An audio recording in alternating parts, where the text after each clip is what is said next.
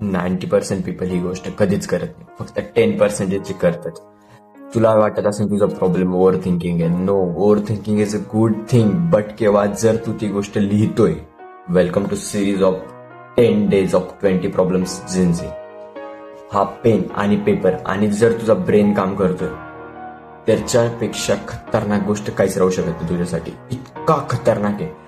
जे तुला over think वाटतंय, तुला वाटतंय की मी एवढं करतोय, विचार बस, एक पेन घे, पेपर घे, लिहित बस. जे काही वाटतंय ते लिहित बस, जे वाटतंय ते लिहित बस. भाई, एवढी खतरनाक इम्प्रुव्हमेंट भेटेल ना. तुला वाटतं मी ओव्हर थिंकर आहे, मी ओव्हर थिंकर आहे. काही ओव्हर थिंकर नाही. तू विचार करतो याचा अर्थ तुझ्यात पोटेन्शियल आहे, तू काहीतरी करू शकतो.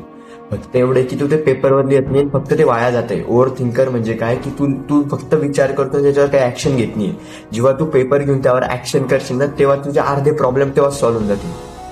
नेक्स्ट प्रॉब्लेम नेक्स्ट रील मध्ये सांगेन. तोपर्यंत फॉलो करून टाक.